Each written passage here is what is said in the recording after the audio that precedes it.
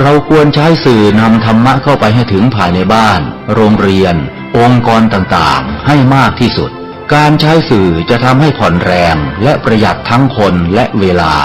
เทศนาผ่านสื่อเพียงคนเดียวเสมือนเราเนรมิตนักเผยแผ่ได้เป็นหมื่นเป็นแสนนักเผยแผ่นั้นนอกจากอบรมตามหลักสูตรธรรมดาเพื่อให้ได้วุฒิบัตรรับรองแล้วพึงอบรมเรื่องการเทศนาการเขียนการค้นคว้าซึ่งอาจจะเป็นเรื่องเฉพาะตัวแต่ก็สามารถฝึกขึ้นมาได้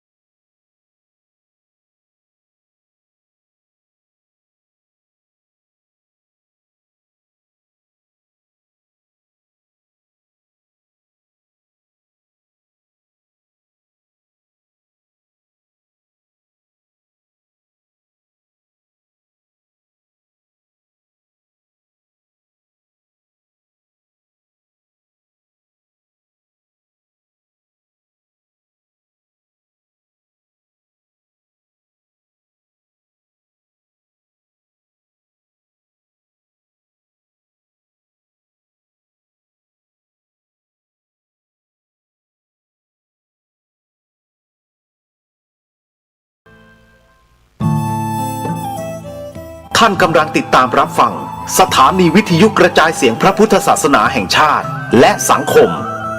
คลื่นเพื่อการศึกษาพระพุทธศาสนาและวัฒนธรรมระบบ FM 104.5 เมกะเฮิรตซ์รายการต่อไปเป็นรายการคดีโลกคดีธรรม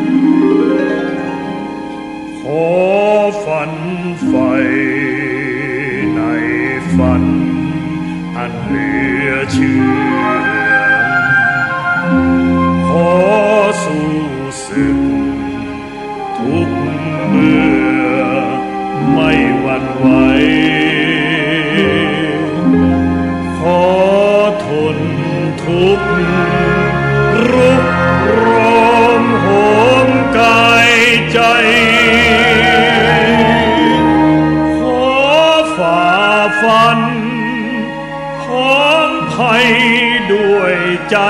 ทะนง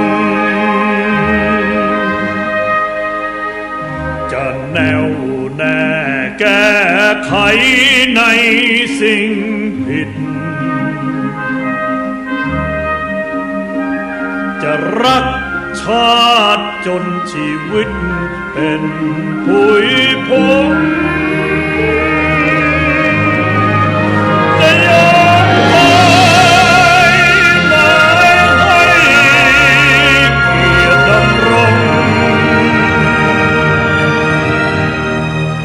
จะปิดทองหลังองค์พระปฏิมาไม่ท้อถอยคอยสร้างสิ่งที่ควรไม่เร่รวนภาวะผวังคิดกังขา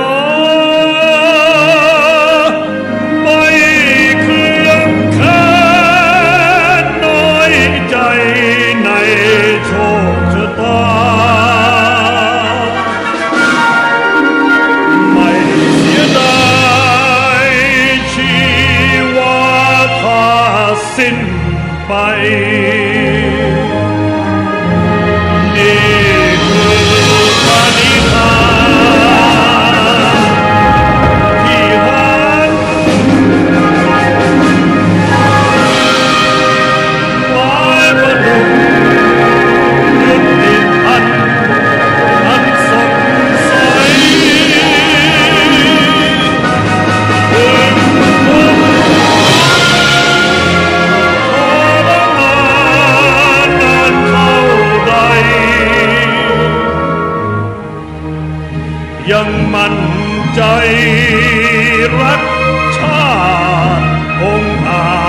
กัน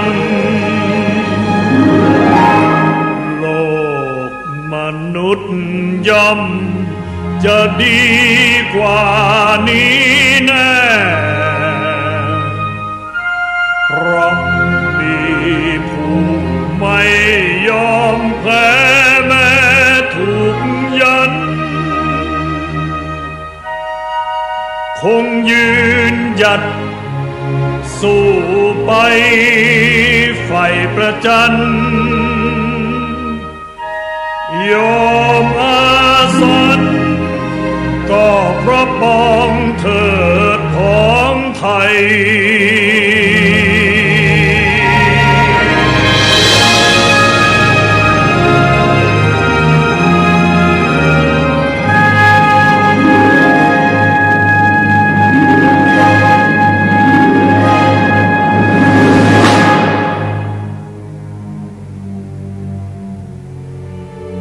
ขอฝันใฝ่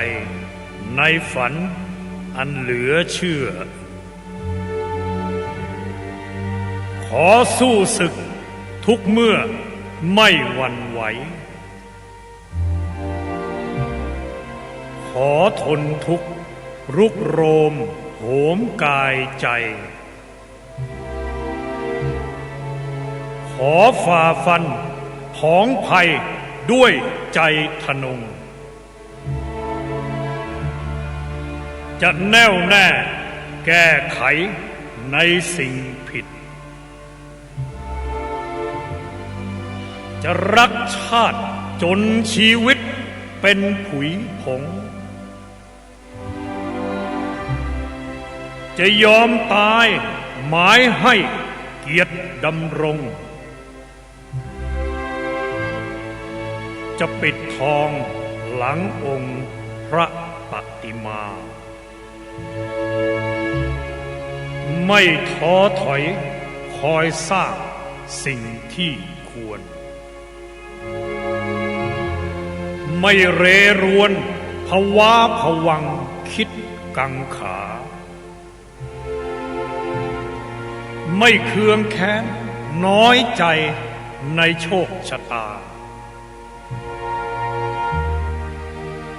ไม่เสียดายชีวาถ้าสิ้นไป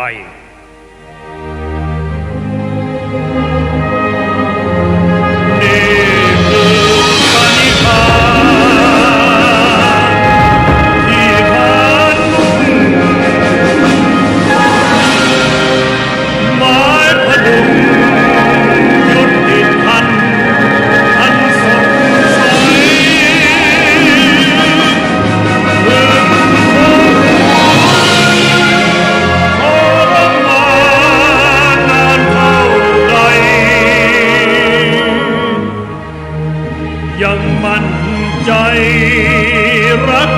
ชาติองค์อาจครัน โลกมนุษย์ย่อมจะดีกว่านี้แน่ เพราะมีผู้ไม่ยอมแพ้แม้ถูกยัน คงยืนหยัดสู้ไป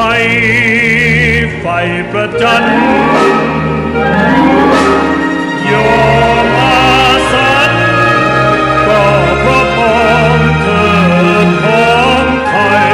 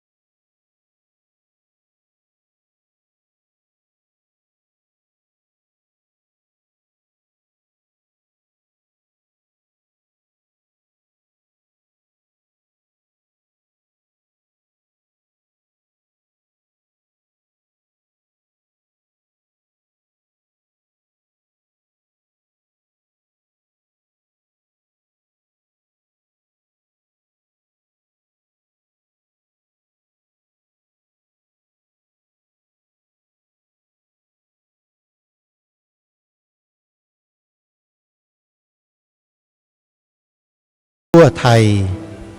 เพื่อติดตามรับฟังรายการนี้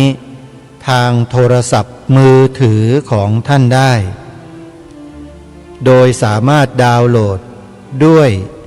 โทรศัพท์ระบบ Android สถานีวิทยุที่รวมอยู่ในแอปพลิเคชันนี้มีอยู่ถึง49สถานีทั่วไทย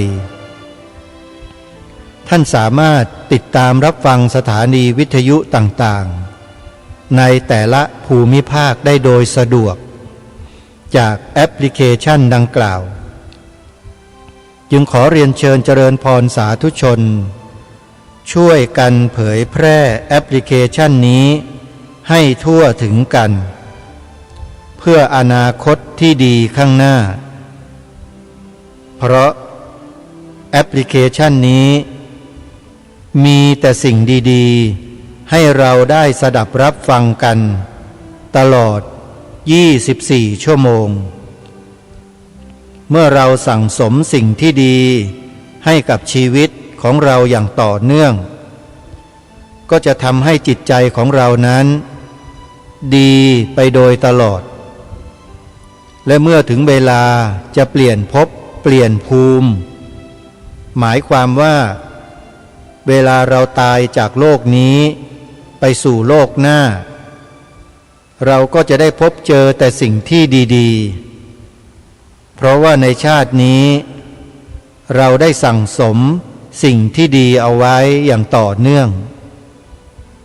การติดตามรับฟัง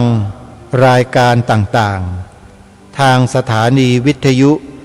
พระพุทธศาสนาแห่งชาติคลื่นต่างๆจึงเป็นการสั่งสมความดีปัญญาสัมมาทิฏฐิเกิดขึ้นจากการฟังถ้าเราไม่ฟังปัญญาสัมมาทิฏฐิเกิดไม่ได้นี่คือหลักการง่ายๆที่เราจะสร้างปัญญาสัมมาทิฏฐิให้กับชีวิตของเราเริ่มต้นจากการฟังครูบาอาจารย์ท่านก็ได้จัดได้ทำได้พัฒนาแอปพลิเคชันนี้ขึ้นมาให้พวกเราชาวพุทธดาวน์โหลดไว้ฟังท่านที่มีโทรศัพท์มือถือระบบ Android ดาวน์โหลดได้ทันทีอนุโมทนาบุญกับญาติโยมที่ร่วมกันเผยแพร่ร่วมกันบอกต่อให้ผู้อื่นได้ดาวน์โหลดแอปพลิเคชันนี้เราก็จะได้บุญกันไปด้วยสาธุชนผู้ฟังทุกท่านวันนี้เราจะได้มาติดตามรับฟังธรรมบรรยายเรื่องการเข้าถึงพระรัตนตรัยโดยท่านเจ้าประคุณสมเด็จพระพุทธโฆษาจารย์ปอ.ประยุตโตกันต่อเนื่องจนจบซึ่งวันนี้เป็นช่วงสุดท้ายแล้วเราจะได้ความรู้จากการบรรยายของท่านเจ้าประคุณสมเด็จอย่างมากเดี๋ยวสักครู่เรามาติดตามรับฟังกันเบื้องต้นประชาสัมพันธ์ข่าวงานบุญให้พวกเราได้มีส่วนร่วมในการสร้างบารมีวัดศรีอุดมวงศ์ตำบลศรีสงครามอำเภอวังสะพุงจังหวัดเลยจัดงานปริวาสกรรมในระหว่างวันที่25มิถุนายนถึงวันที่4กรกฎาคมขอเรียนเชิญเจริญพรศรัทธาสาธุชนมีส่วนร่วมสร้างบุญบารมีกับทางวัดโดยการร่วมเป็นเจ้าภาพภัตตาหารเช้าภัตตาหารเพลน้ำปานะหรือจะสละเวลามาร่วมปฏิบัติธรรมบวชเนกขัมมะถือศีล8ในงานก็ได้ใครสนใจที่จะร่วมบุญติดต่อสอบถามรายละเอียดที่หมายเลขโทรศัพท์0 8 ใ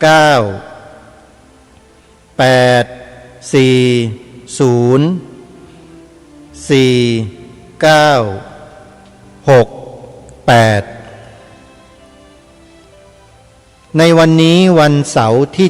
7มิถุนายนที่วัดเกาะบกรัตนารามตำบลควนรูอำเภอรัตภูมิจังหวัดสงขลามีพิธีเททองหล่อพระพุทธรูปพระประธานประจำอุโบสถของวัดเกาะบกรัตนารามกำลังสร้างอุโบสถหลังใหญ่แต่ยังไม่แล้วเสร็จทางวัดได้ดำริหล่อพระพุทธรูปซึ่งเป็นพระประธานประจำอุโบสถมีพระนามว่าพระพุทธอนันตชินเมื่อวานนี้วันที่6มิถุนายนได้ประกอบพิธีเจริญพระพุทธมนต์เพื่อสมโภชก้อนทองเหลืองที่ญาติโยมได้บริจาคชิ้นทองเหลืองรูปพรรณต่างๆมาร่วมหลอมเป็นก้อนทองได้อยู่ประมาณ70 กว่าก้อนและในวันนี้ก็จะได้ทำพิธีหลอมทองเททองหล่อองค์พระเวลาที่จะทำพิธีเททองนั้นเวลา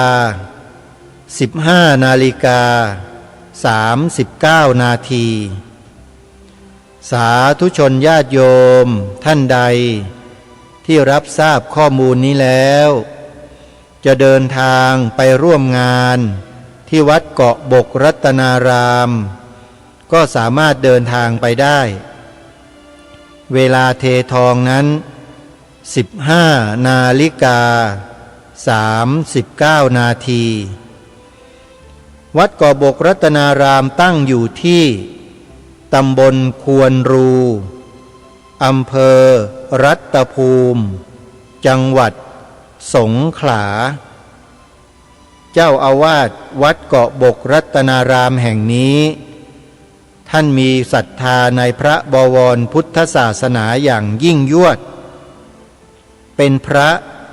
ที่ปฏิบัติตรงต่อพระธรรมวินัยญาติโยมท่านอาจารย์พระครูสิริยานณวิมลถือว่าท่านเป็นพระสงฆ์ที่ปฏิบัติดีปฏิบัติชอบรูปหนึ่งซึ่งอาตมาภาพรู้จักกับท่านเป็นผู้อำนวยการสถานีวิทยุพระพุทธศาสนาประจำจังหวัดสงขลาได้เคยขึ้นมาประชุมร่วมกันหลายครั้งที่กรุงเทพมหานครท่านเป็นพระที่ตรงต่อพระธรรมวินัยมากใครจะมาบิดเบือนพระธรรมวินัยเนี่ยท่านไม่ยอมแล้วท่านก็เป็นพระสงฆ์ที่ประชาชนในจังหวัดสงขลาให้ความเคารพให้ความศรัทธาท่านเป็นพระที่จัดรายการวิทยุออกอากาศทางสถานีวิทยุกระจายเสียงแห่งประเทศไทยจังหวัดสงขลาเป็นประจำทุกวันในช่วงเช้าญาติโยมต้องการติดตามรับฟังสถานีวิทยุของท่านสามารถฟังได้ในแอปพลิเคชันที่ได้ประกาศแจ้งไปในทุกๆต้นรายการได้เลยแอปพลิเคชันที่ชื่อว่าวิทยุพุทธศาสนาทั่วไทยนั่นเองสถานีวิทยุของท่านก็อยู่ในแอปพลิเคชันนี้ด้วย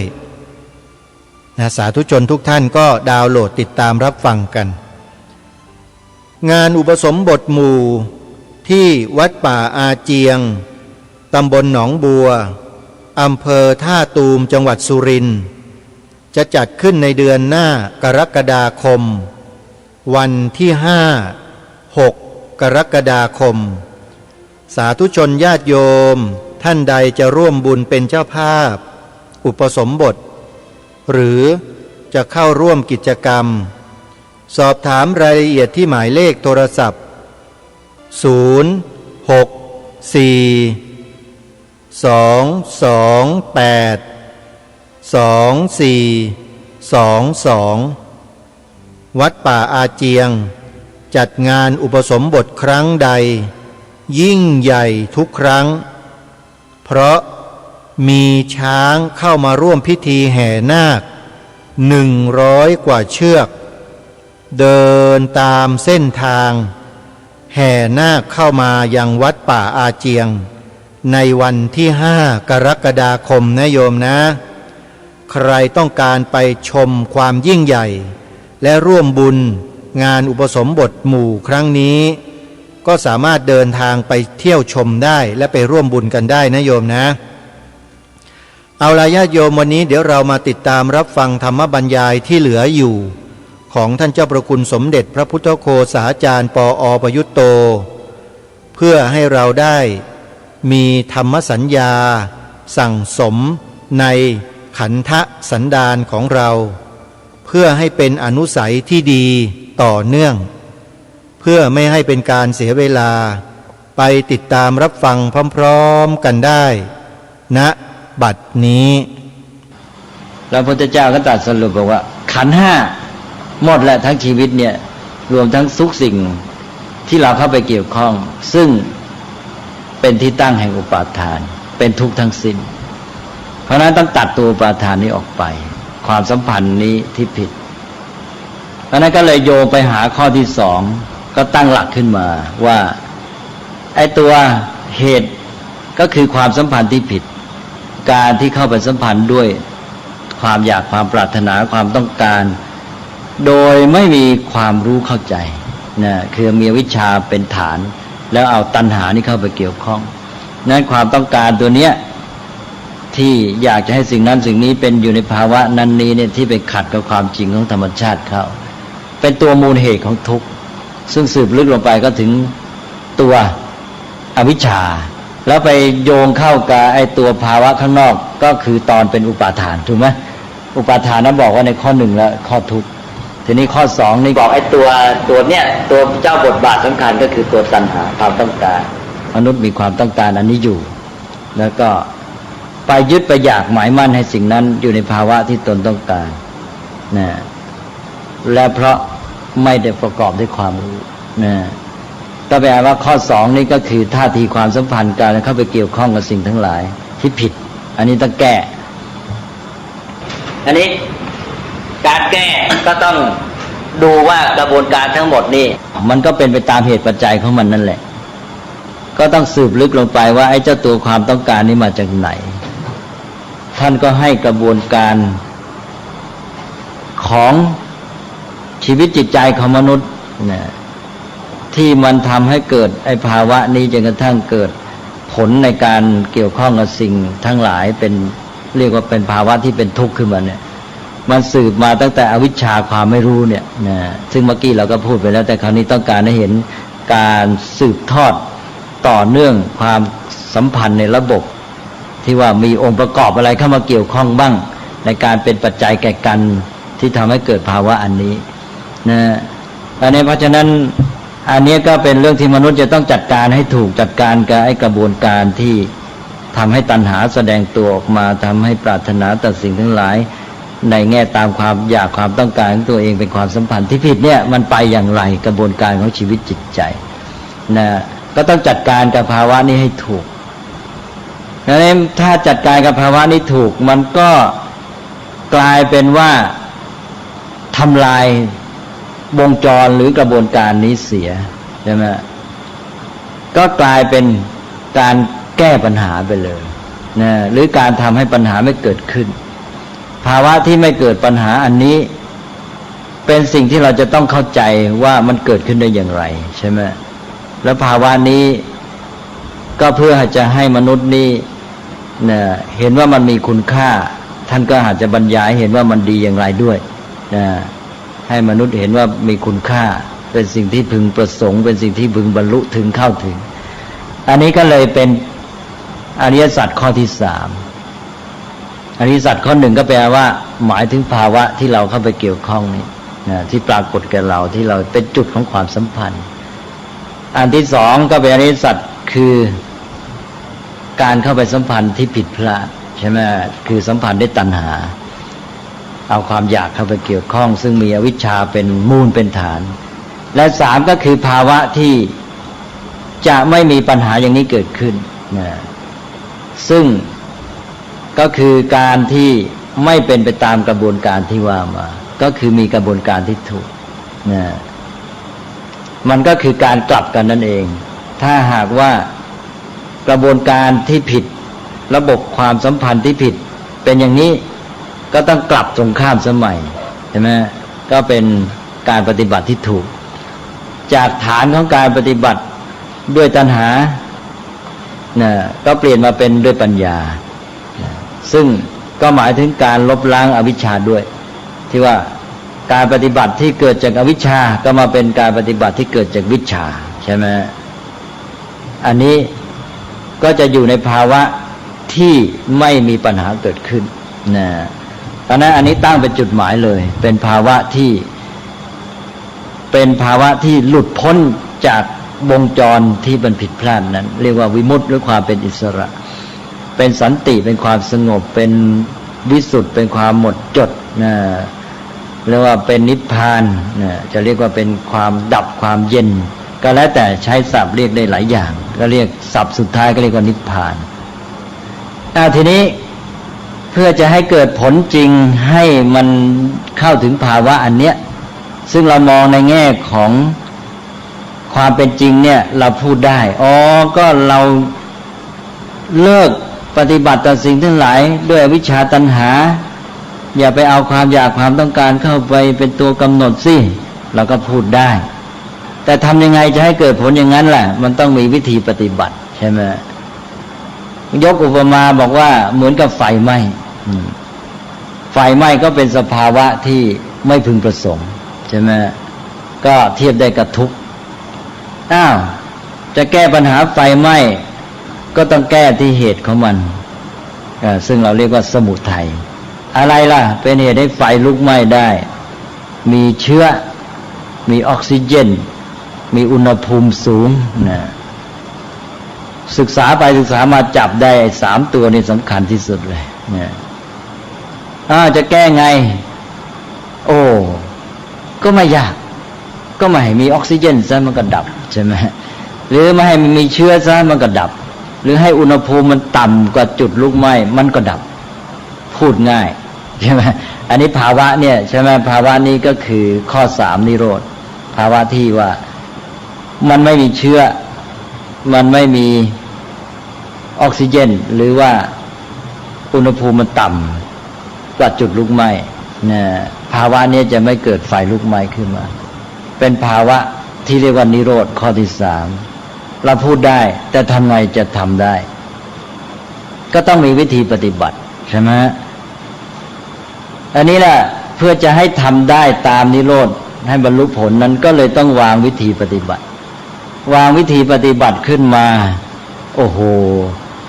ต้องไม่ได้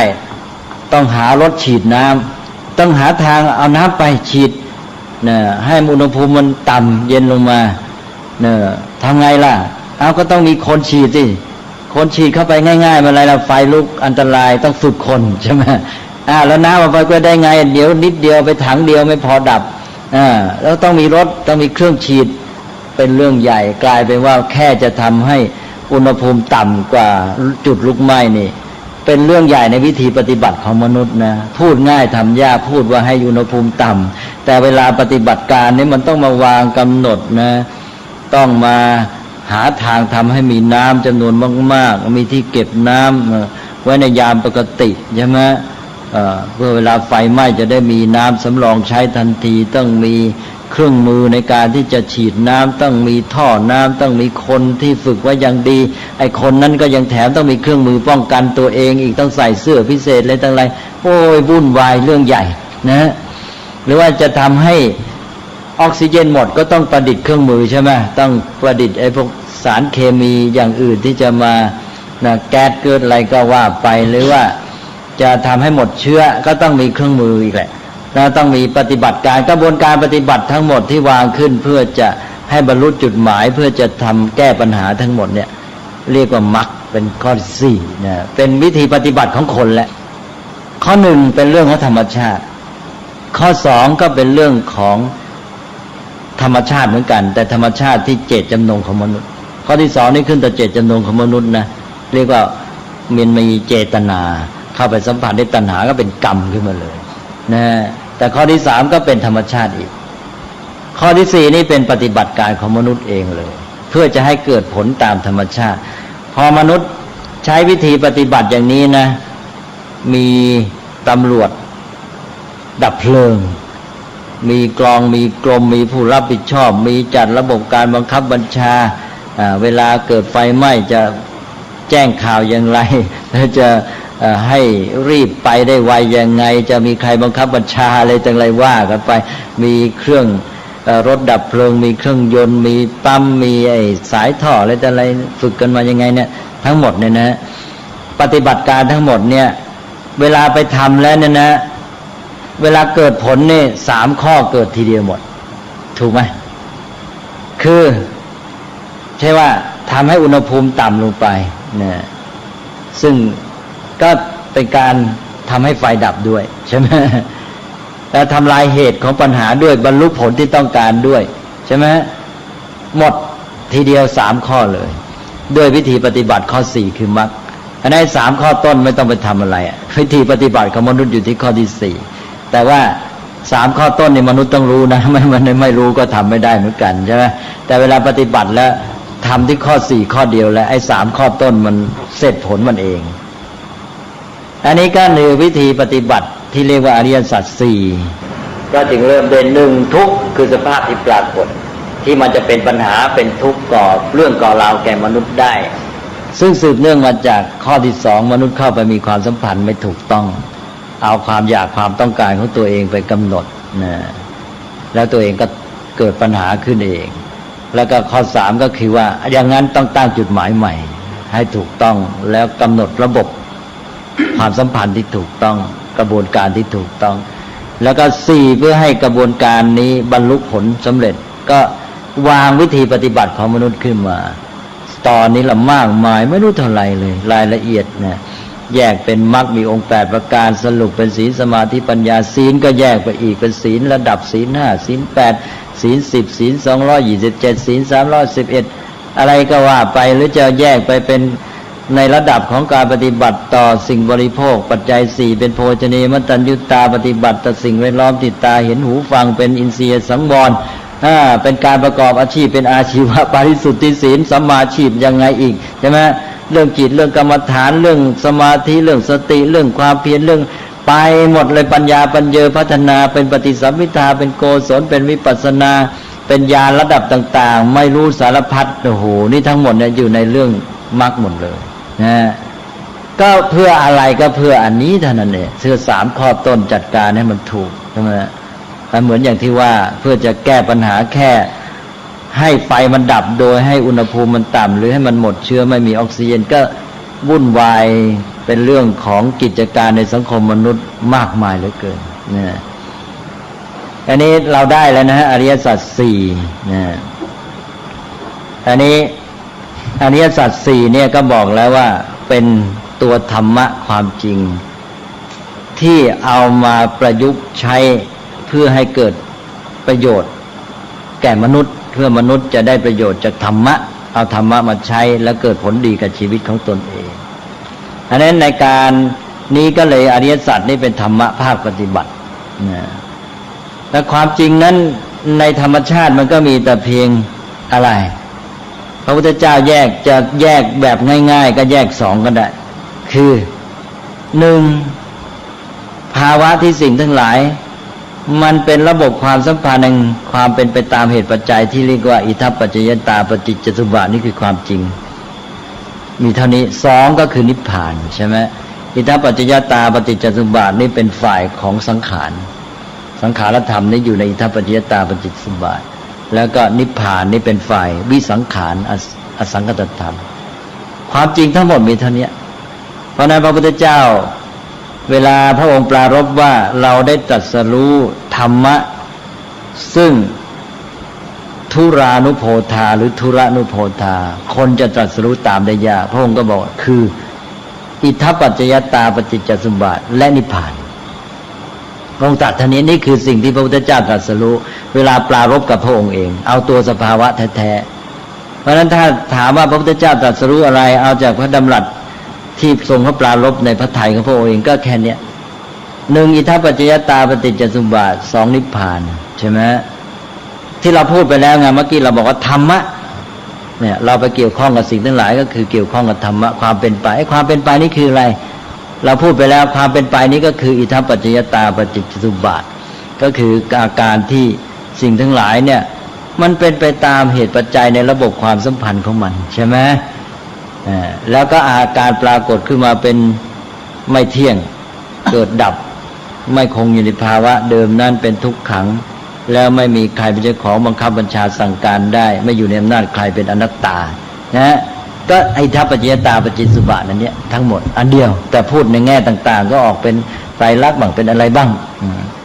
แล้วก็อีกอันก็นิพพานทุกทั้งเนี้ยแต่เวลาจะเอามาทำให้เกิดประโยชน์แก่มนุษย์เป็นภาคปฏิบัติการจากอิทธปัจจยตาปฏิจจสมุปบาทกับนิพพานนี่ก็มาวางเป็นอริยสัจ4ข้อเพื่อให้มนุษย์นี่เข้าถึงได้มนุษย์ก็จะได้เริ่มในภาคปฏิบัติจะเริ่มไปจับเอาที่โลกนี้ที่ปรากฏกับตนเองที่ตนจะเข้าไปสัมพันธ์นี่คือภาวะที่เราเรียกว่าทุกข์รู้เลยว่าอันนี้นะที่เราเข้าไปเกี่ยวข้องเนี่ยมันคือภาวะที่เป็นไปตลอดเวลาไม่อยู่ในภาวะนั้นๆอย่างเดิมนี่เรียกว่าอาการที่สิ่งทั้งหลายเป็นทุกข์แล้วถ้าคุณสัมพันธ์ผิดปั๊บต้องเกิดผลปฏิกิริยาขึ้นในชีวิตในจิตใจของคุณทันทีเป็นทุกข์ขึ้นมาภาวะขัดแย้งฝืนความปรารถนานะอันนี้ก็จากจุดเริ่มนี้ก็ต่อไปก็อย่างนั้นก็สัมพันธ์ให้ถูกต้องนะ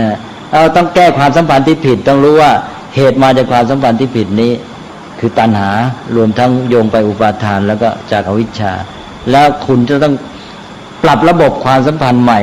ซึ่งจะต้องจัดการแก้กระบวนการที่ผิดนั้นหมดเลยใช่ไหมก็เลยด้านนี้ก็เข้าสู่ข้อที่3ซึ่งจะมีจุดหมายวางไว้เห็นเลยว่ากระบวนการที่มันถูกต้องนั้นจะเข้าถึงจุดหมายอะไรนี่เรียกว่านิโรธแล้วก็4ก็วางวิธีปฏิบัติของมนุษย์ขึ้นมาเป็นระบบ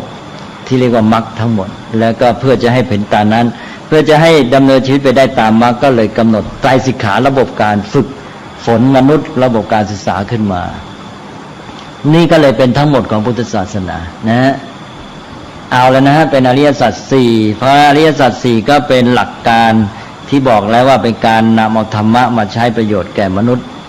ให้ออกผลในเชิงปฏิบัติได้ไม่งั้นถ้าพูดแค่อิทธปัจจยตาปฏิจจสมุปบาทและนิพพานนี่คนไม่รู้จะไปเข้าไปเกี่ยวข้องยังไงเลยจับจุดไม่ถูกนะฮะเอานะไปอันว่าอริยสัจ4ก็เป็นการเอาธรรมะซึ่งจะแยกเป็น2เป็นอิทธปัจจยตาปฏิจจสมุปบาทกับนิพพานก็ได้แล้วก็เอามาโยงเข้ากับการใช้ประโยชน์ของมนุษย์เพื่อให้มนุษย์ได้รับประโยชน์จากธรรมชาติหรือธรรมะนั้นได้ผลดีกับชีวิตของตนเองพอมาเป็นหลักอริยสัจ4ก็ปฏิบัติได้เลยนะถ้ามองไปในแง่เหตุผลก็ได้มองแบบง่ายที่สุดนะไม่ให้ลึกซึ้งก็มองในแง่ระบบเหตุผลนี่ธรรมะนั้นมันเป็นเหตุเป็นผลในตัวเองแล้วระบบอริยสัจทั้งระบบนี้ก็มันก็เป็นระบบแห่งเหตุและผลนะแต่ว่าแปลกธรรมดาว่ามนุษย์เนี่ยจะคิดว่าเหตุต้องก่อนผลเหตุแล้วก็ผลเหตุแล้วก็ผลแต่ว่าอริยสัจนี้กลับกันเป็นผลละมาเหตุผลละมาเหตุใช่ไหมเพราะทุกภาวะที่ปรากฏนะภาวะที่ปรากฏของธรรมชาติที่มันเป็นไปตามเหตุปัจจัยของมันใช่ไหมหรือว่าผลที่เกิดขึ้นในจิตของมนุษย์จากการที่เหตุคือความสัมพันธ์ไม่ถูกต้องใช่ไหมนี่มันเป็นฝ่ายผลนี่แล้วจึงข้อ1เป็นผลเป็นทุกข์แล้วจึงสืบไปถึงข้อ1เป็นเหตุก็คือสมุทัยเหตุให้เกิดทุกข์คือความสัมพันธ์ที่ผิดด้วยตัณหาหรือสืบลึกไปในภาวะสิ่งต่างๆก็คือการที่สิ่งทั้งหลายเป็นไปตามเหตุปัจจัยของมันเป็นกระบวนการทั้งหมดอันนี้กลายเป็นว่าเอาผลมาแล้วก็เหตุแล้วต่อไปข้อที่3เป็นภาวะที่เป็นจุดหมายนะ ก็คือสิ่งที่เราต้องการอีกแหละแล้วก็ข้อ4เป็นวิธีปฏิบัติเพื่อให้ถึงจุดหมายนี้เพื่อให้เกิดผลตามกระบวนการนี้อย่างนั้นข้อ3ก็เป็นผลอีกข้อ4ก็เป็นเหตุอีกใช่ไหมเป็นเหตุผล2ชุดหรือ2คู่คู่ที่1ทุกข์เป็นผลสมุทัยเป็นเหตุคู่ที่2นิโรธเป็นผล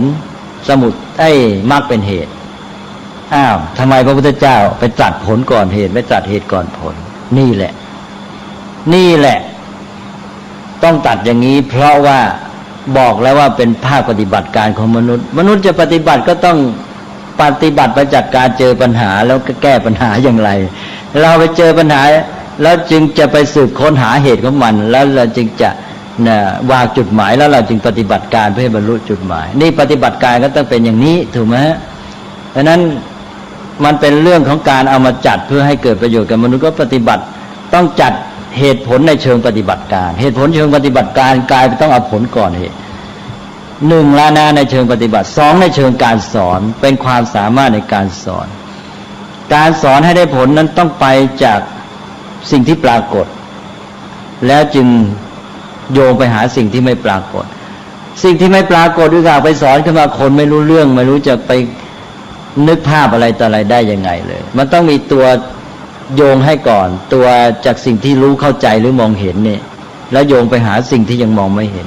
เพราะนั้นทุกข์คือภาวะสภาพที่ปรากฏใช่ไหมความเป็นไปของสิ่งต่างๆอาการที่สิ่งทั้งหลายปรากฏแก่เราหรือปัญหาที่เกิดขึ้นในจิตใจของเราแล้วก็ตามเนี่ยทั้งหมดนี้คือเป็นสิ่งที่ปรากฏสิ่งที่มองเห็นการสอนต้องเริ่มจากสิ่งที่มองเห็นซึ่งง่ายแล้วจึงโยงไปหาสิ่งที่มองไม่เห็นใช่ไหมก็สืบสาวหาเหตุปัจจัยดังนั้นพระพุทธเจ้าสอนนี่สอนตามหลักการทรงวางวิธีสอนมาให้ด้วยแล้วสอนจากสิ่งที่มันเกี่ยวข้องกับคนไปหาสิ่งที่ยังไม่เกี่ยวข้องสิ่งที่เกี่ยวข้องกับคนก็คือปัญหาที่เขาต้องสัมพันธ์กับสิ่งต่างๆทุกข์ของเขาปัญหาในใจของเขานี่สิ่งที่เขาเกี่ยวข้องสิ่งที่เขาสนใจอยู่แล้วเนี่ยคนเรานี่ปัญหาเกิดขึ้นใครมาพูดถึงปัญหาเขาสนใจแน่เพราะเรามีปัญหาอยู่แล้วดังนั้นการสอนต้องเริ่มจากสิ่งที่มองเห็นไปหาสิ่งที่มองไม่เห็นจากสิ่งที่เกี่ยวข้องจากสิ่งที่สนใจอยู่แล้วไปหาแล้วจากสิ่งที่ง่ายไปหาสิ่งที่ยากเพราะนั้นพระพุทธเจ้าก็เริ่มจากทุกข์ก็เป็นจุดกระตุ้นพอพูดถึงปัญหาของคุณปั๊บก็สนใจทันทีแล้วจึงโยงไปหาเบื้องหลังว่าคุณมีปัญหาอย่างนี้คุณต้องแก้ที่เหตุมันนะแล้วทำไงล่ะเหตุมันเป็นเพราะอะไรเขาสนใจแล้วนี่ปัญหาของเขาจึงจะมาสนใจถึงเหตุของมันที่จะแก้ได้ถ้าอยู่ๆไปพูดเหตุของมันขึ้นมาเลื่อนลอยเลยใช่ไหมดังนั้นหลักการสอนก็ถูกต้องเอาแล้วนะไปเอาเริ่มจากทุกข์คือสภาพที่ปรากฏมองเห็นง่ายน่าสนใจเกี่ยวข้องกับตัวเขาก็จึงสืบไปหาสิ่งที่ยังมองไม่เห็นไม่ปรากฏยากในต่อไปข้อ3นิโรธพอนิโรธนี่เป็นจุดหมายวิธีปฏิบัติข้อ4วิธีปฏิบัตินี่อาจจะยากนะเป็นเรื่องเราจะต้องทำแล้วพอเป็นเรื่องที่ต้องทำนี่คนพอจะต้องทำอะไรมันเริ่มกลัวแล้วแหละมันไม่อยากทำแล้วแหละใช่ไหมฉะนั้นอุกอาจไปบอกเขาว่าให้ทำโน่นทำนี่มันไม่เอาด้วยล่ะฉะนั้นพูดถึงจุดหมายก่อนพูดถึงผลที่ต้องการว่ามันดีอย่างนี้นะจุดหมายนี่ดีอย่างนี้ผลที่เราจะได้เนี่ยดีอย่างนั้นอย่างนี้นะยิ่งคนชอบอยากได้เห็นว่าจุดหมายนั้นดีเท่าไหร่นะตอนนี้แหละมันจะพร้อมที่จะปฏิบัติให้วิธีปฏิบัติยากเท่าไหร่ไม่กลัวเพราะนั้นพระพุทธเจ้าจะต้องเอานิโรธมาก่อนว่าคุณมีทุกข์นะแก้ปัญหาเขาก็อยากอยู่แล้วแหละนะต้องแก้ที่เหตุแล้วพระองค์แก้ได้นะแก้ได้ว่านะการแก้ทุกข์นี้ชีวิตที่ดีงามเป็นอิสระเป็นสุขแท้ๆเนี่ยเป็นไปได้จริงมันมีเป็นอย่างนี้นะบอกให้เลยพอบอกว่ามันดีอย่างนั้นมันดีอย่างนี้คนอยากจะไปเต็มที่แล้วตอนนี้พออยากจะไปเต็มที่ก็มันอยากจะไปมันก็หาวิธีปฏิบัติพระพุทธเจ้าก็บอกเลยสนองความต้องการบอกวิธีปฏิบัติแต่ตอนนี้ถ้ามันชอบจุดหมายนั้นเท่าไหร่มันยากก็ไม่กลัวนะยิ่งชอบจุดหมายนั้นมากยากเท่าไหร่ไม่มีพลันเลยใช่ไหมดังนั้นพระพุทธเจ้าสอนในวิธีสอนของพระองค์นี่ ดีที่สุดแหละเป็นวิธีสอนที่ยอดเยี่ยมที่สุดวิธีอริยสัจพอบอกเป้าหมายก็ให้เห็นจุดหมายดีแล้วก็บอกวิธีปฏิบัติตอนนี้ยากเย็นอย่างไรก็ไม่กลัวสู้หมดแต่จะไปบอกการปฏิบัติก่อนคนถอยตั้งแต่ต้นแล้วไม่เอาด้วยเลย ก็ไปอ่านว่าโดยปฏิบัติการก็ต้องใช้วิธีอริยสัจหมายความวิธีการที่พระพุทธเจ้าสอนหลักอริยสัจมีการนำธรรมะหรือความจริงนั้นมาประยุกต์เข้ากับการปฏิบัติการของมนุษย์นะและการสอนให้ได้ผล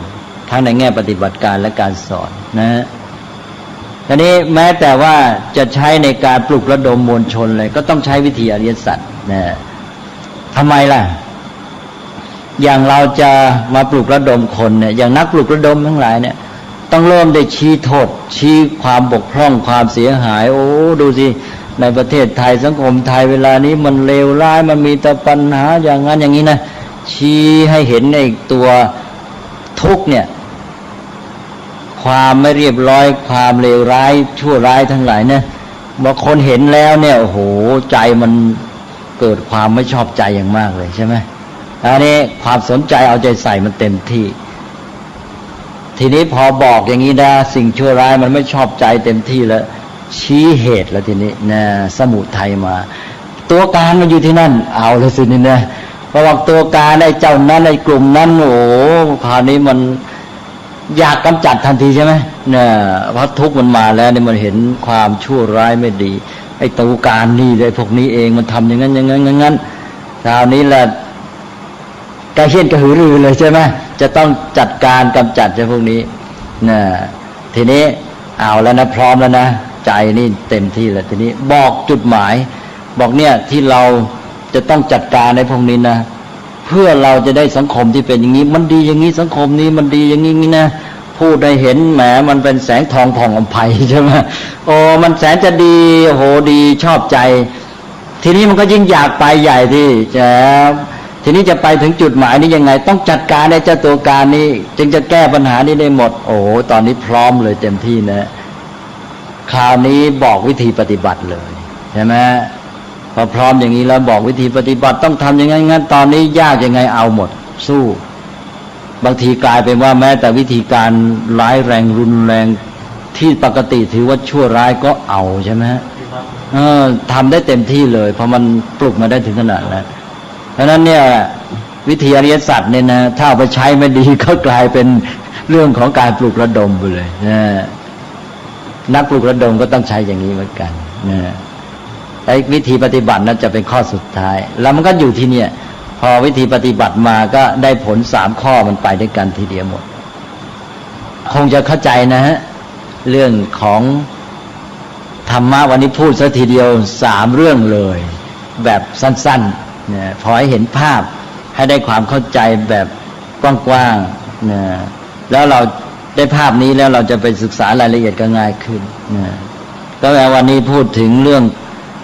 จากเรื่องเก่าที่โยงพระรัตนตรัยนะมาเป็นสรณะเพื่อโยงเราเข้าหาธรรมะนะ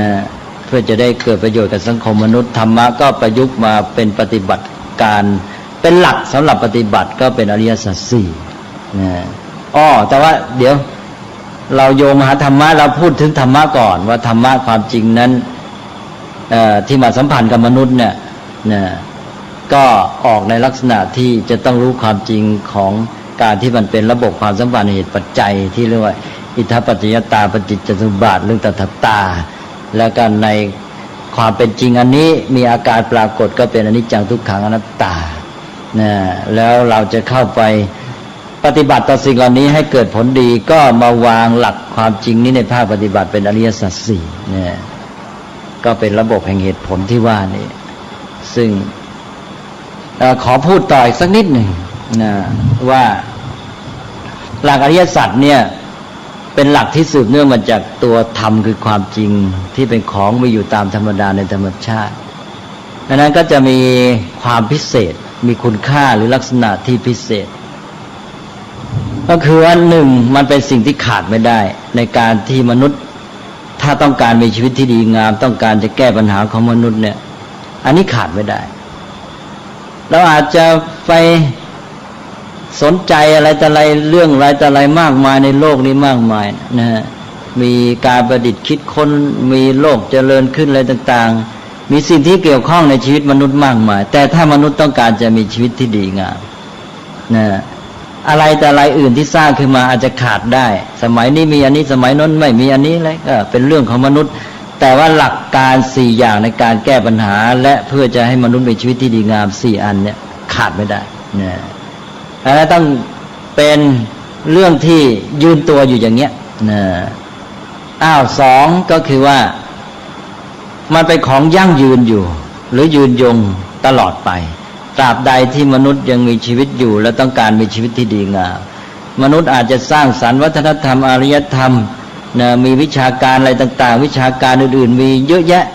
วิศวกรรมศาสตร์เศรษฐศาสตร์สถาปัตยกรรมศาสตร์วิชาการเหล่านี้จะมีจะเจริญจะเสื่อมยังไงก็ตามวิชาการเหล่านี้จะเป็นเรื่องของส่วนประกอบปลีกย่อยไปหมดเลยส่วนวิชาความรู้ที่แท้เนี่ยจะต้องอยู่ที่อริยสัจสี่นะยืนยงตลอดไปนะไม่เป็นวิชาที่เจริญเสื่อมไปอย่างอื่นนะอันนี้ก็สองแล้วนะหนึ่งเป็นสิ่งที่ขาดไม่ได้สองเป็นสิ่งที่ยืนยงอยู่ตลอดไปสามเป็นวิธีการแห่งปัญญาใช่ไหมเป็นวิธีการแห่งปัญญาใช้ความรู้ในความจริงของธรรมชาตินี่แหละมาปฏิบัติในการดำเนินชีวิตและแก้ปัญหาต่างๆให้เรามีชีวิตที่ดีงามได้นะเป็นวิธีการแห่งปัญญาแล้วก็สี่ก็คือว่ามันเกณฑ์การปฏิบัติให้สำเร็จผลด้วยฝีมือมนุษย์เองนะหมายความว่ายอมรับศักยภาพของมนุษย์ให้มนุษย์ได้แก้ปัญหาได้ด้วยตนเองไม่ต้องไปพึ่งพาอำนาจดลบันดาล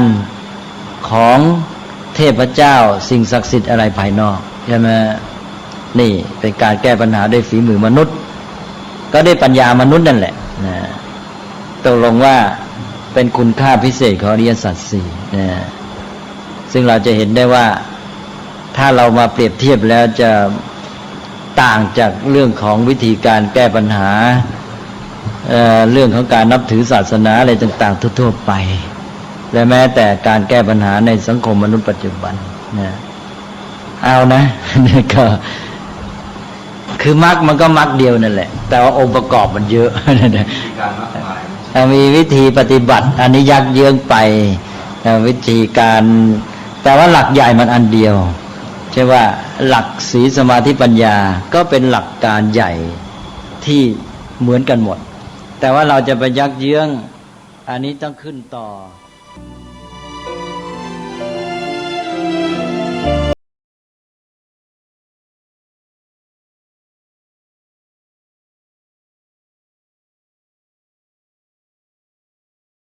ชนผู้ฟังทุกท่านเวลาของรายการหมดแล้วนะเหลือเวลาของคลิปอีกเพียงแค่2 นาทีเท่านั้นเองก็คงจะไม่มีอะไรนะฮะวันนี้ต้องขอสมมติยุติรายการไว้แต่เพียงเท่านี้พบกับรายการได้ใหม่ในวันต่อไปขอความสุขสวัสดีจะมีแด่ท่านผู้ฟังทุกท่านทุกคนเทินขอเจริญพร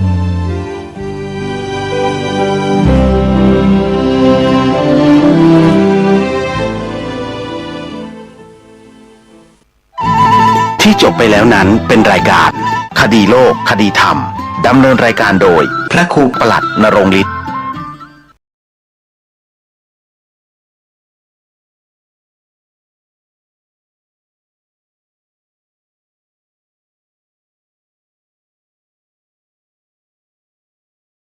ค่อยทดลองยา